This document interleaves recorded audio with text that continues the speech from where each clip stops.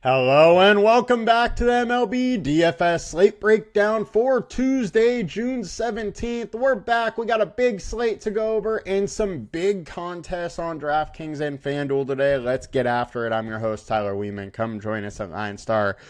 We do have 7-day free trial through the app stores, Android or iOS.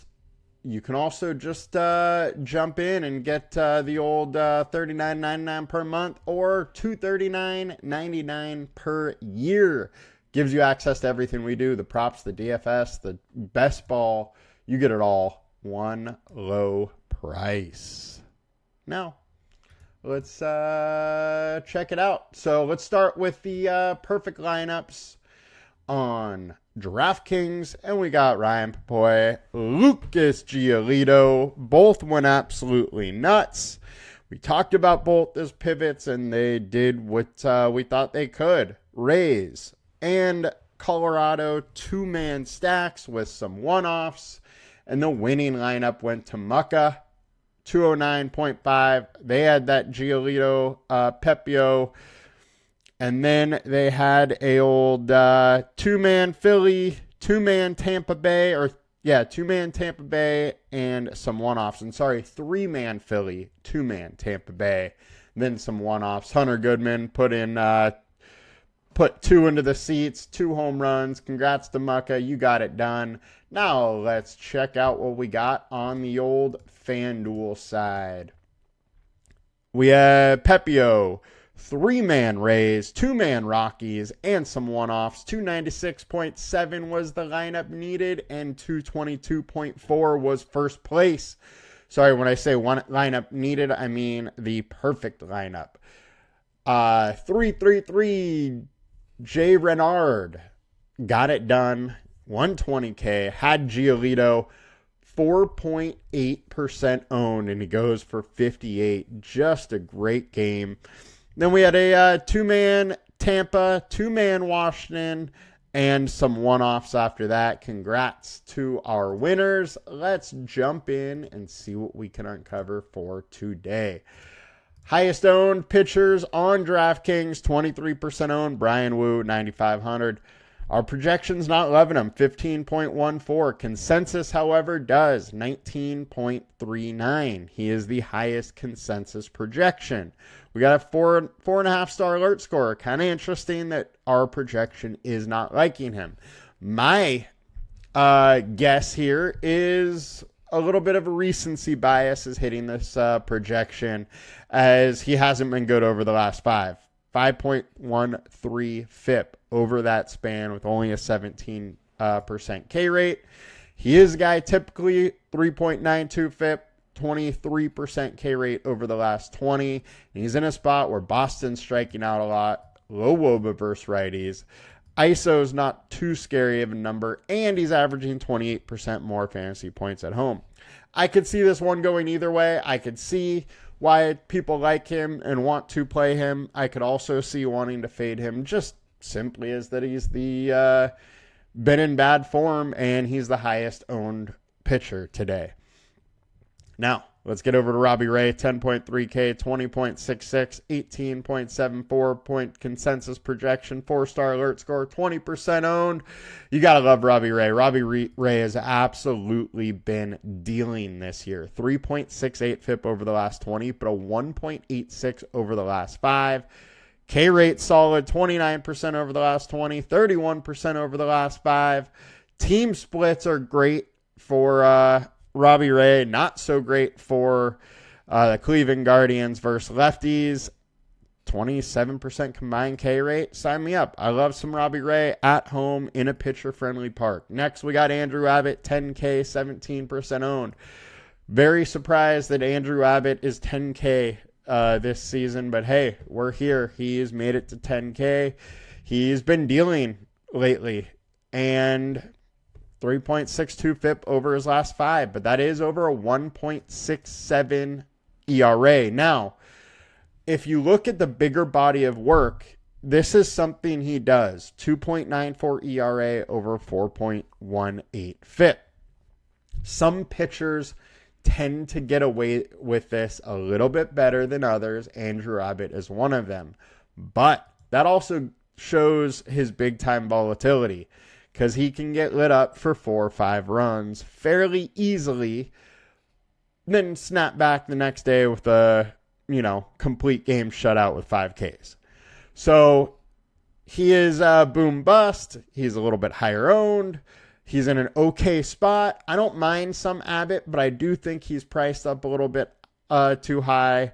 I don't think the field should be on him as heavy as they are, but I'm fine having a little bit. Next, we got Spencer Swollenbach, 9.8K, 16-point projection, 15.63 on the consensus side, and 16% owned versus the Mets. Mets are solid versus righties. Don't mind some Swollenbach. He is one of the better pitchers on this slate. 3.44 FIP over the last 20. 2.76 over the last 5. Dude's been dealing the last 5 games. I don't mind going to Swollenbach. There is absolutely the chance that him at home could just straight out beat up the Mets, even though they are a solid offense. Ownership's probably about right. I'm fine with having some. Not going to go, overboard trying to get as much as I can, but I am interested. Next, we got Will Warren, 7,500 versus the Angels. Man, what do you do with Will Warren? Will Warren has huge upside, has had solid numbers, 3.8 FIP over, his whole body of work, but that's with a 6.2 ERA. On the last 5, it's a 3.46 FIP over a 5.32 ERA. Somehow he just keeps getting lit up while he is pitching better than expected. His fielding, independent pitching has been solid. And where these numbers are, those FIP numbers are, he should be 1K, 1,500K more. And so I like the discount I'm getting here. Angels strike out a lot. They are hit or miss.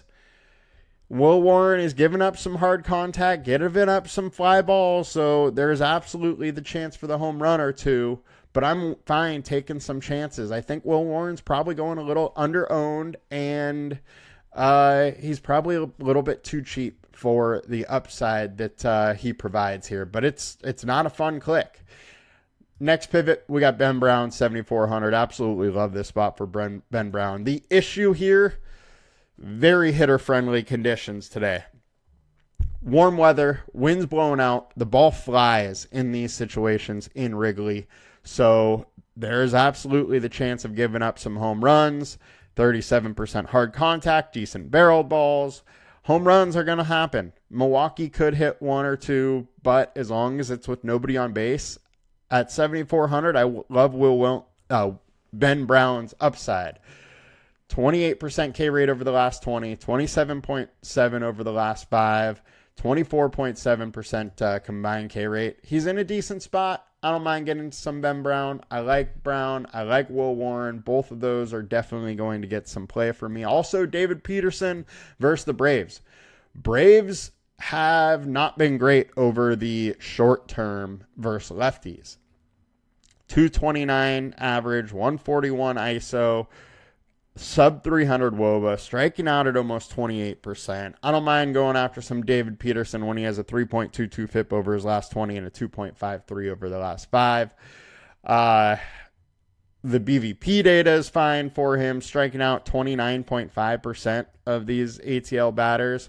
Sign me up for some David Peterson. It's not the comfiest matchup in the world, as we know the Braves can hit when they get it rolling, but I don't mind a little bit of him for sure. And lastly, Matthew Liberatore, 7,700. Look, this is one of those ones that I don't mind playing both sides. He has a 3.5 FIP over his last 20, but a 4.78 over his last 5. He hasn't been great over the last 5. He's had several blow-up games, but starting the year, we did see some real good games out of him, and he's versus the White Sox. White Sox aren't the greatest team. They have been hitting lefties lately. 289 average, 272 ISO, 369 WOBA, but still striking out at 26% over the last 20 games. So there is upside there, but also White Sox have been hitting. I'm a little interested in Liberatore, also a little interested in a cheap White Sox stack. Several guys have been getting it done. Now let's get over to FanDuel. Check our highest owned pitchers here. We got Brian Wu. We got Will Warren. Two of the pitchers I like most on this slate. Robbie Ray is also there. He is probably, my favorite. However, I really do like Will Warren. Don't mind some Brian Wu. Like David Peterson and Ben Brown, who are both way less owned. You can get a little different on this pitching slate, I think. There's definitely some pass. We didn't talk about David Festa, but he's worth talking about, I would say. 4.04 FIP over his last 27% K rate. The K upside is there. The issue with him is that he's only going 78 pitches, per start.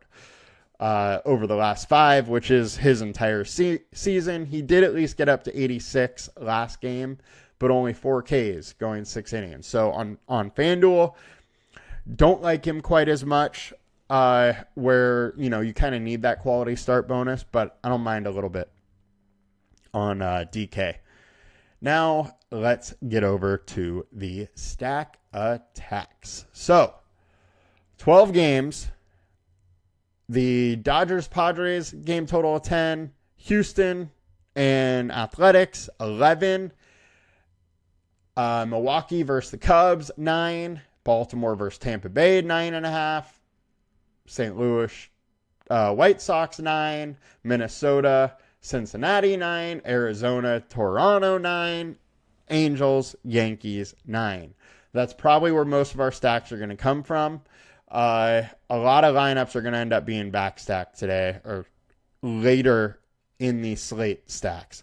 Houston, 73% owned, is where we thought they would be yesterday versus JP Sears. Ended up being Mitch Spence, which is a big downgrade to that offense. Maybe people are a little scared to click it again because it, failed on them a little bit yesterday. But hey, JP Sears has been pitching batting practice. Love the spot. 73% owned on a 12-game slate is very high ownership, though. So slightly worried about that. High projected, we got Arizona, Dodgers, A's, Cincinnati. Arizona versus Bassett. Bassett's boom bust, but he's been better better at home than away, and he's at home. Fine getting some Arizona, but I don't totally love it. Dodgers versus Randy Vasquez. Vasquez is a 5.28 FIP. I thought he would just be getting totally blown up all year long, but he somehow keeps it together most of the time, kind of giving like Kyle Hendricks like vibes where it's give up 3 innings but go 6 and just not enough to totally get crushed. But we have a game total of 10, and Dodgers are giant favorites. Makes some sense to want some Dodgers here. A's versus Jason Alexander makes a ton of sense to me, and I'm definitely going to have some A's, and they're going to low owned. Cincinnati, we talked about how I like David Festa, but he has allowed 10 stolen bases in the last 20 starts. And they're only 30% owned. They can give you some power. It's a small ballpark. They can also steal some bags. I think Cincinnati is a little interesting and a little bit of a sneaky stack today. Our high value spots, we got White Sox, we got A's. Absolutely love both of them. Gonna have some of both. I think they're interesting if you want to pay up for some pitching. Highest ceiling, we got Mets, Tampa Bay. Kremer, he's another one of those pitchers where he's not great, but he just tends to not get totally blown up. Goes, 5-6 inning, gives up 3, and that's just what it is. Behind that, we got the Baltimore relief pitching who has started pitching a little bit better. Mets versus Swollenback, I don't love. It's just a good offense. That's why it's popping up, really. And high leverage spot, we got the Cubs and Texas. Cubs versus Chad Patrick in a spot which is a great hitting spot in Wrigley. Game total of 9. Patrick's allowing 52% fly balls. Just not much hard contact. He's been a very solid pitcher, but the fly balls there in hitter-friendly condition makes it very interesting. Give me some Cubs, especially if there's this type of conditions in Wrigley and nobody's going there. think it's a very interesting spot. Not the greatest matchup pitching-wise, but hey, this is kind of like Midwest Coors in these situations where we have mid-80 degree temps, winds blowing out to a stadium that really lets that ball fly when the wind's going. Our highest team implied total, 5.8, the Dodgers. Houston, 5.6. A's, 5.4. Yankees, 5.3. Cubs at 4.9. Tampa at 4.9. All of those are very interesting to me today. There's not one that I'm like, hey, I'm out on you of those top ones. St. Louis versus Shane Smith at 4.8, a little interesting. Baltimore at 4.6 against Zach Lytle. Don't mind going there as well. As we're Cincinnati 4.6. I'm probably pretty much hammering the top half of this implied run total board today. I definitely think Cincinnati is a little sneaky, and then Cubs are super interesting to me, but I mean, my favorites are that Houston and A's game. However, ownership probably goes there as well. Of these, like 6 at the top, Yankees are probably my least favorite. On the bottom side, if you want to get wild, I don't mind some White Sox. Cubs versus Matt Sauer makes some or Padres versus Matt Sauer makes some interest for sure. These teams usually are going at it pretty good. There's runs every night, and I just don't think the Dodgers are going to be able to shut down the Padres like they did yesterday, and it's just a better pitching spot or better hitting spot for San Diego. Also, don't mind some KC or some Seattle to round it out there. Will Warren, a lot of fly balls. I don't mind small stacks of the Angels there as well. But that'll do it for us today, guys. Hope you guys have a good one. Let's make some money. We got some big contests today. Talk to y'all later. Peace.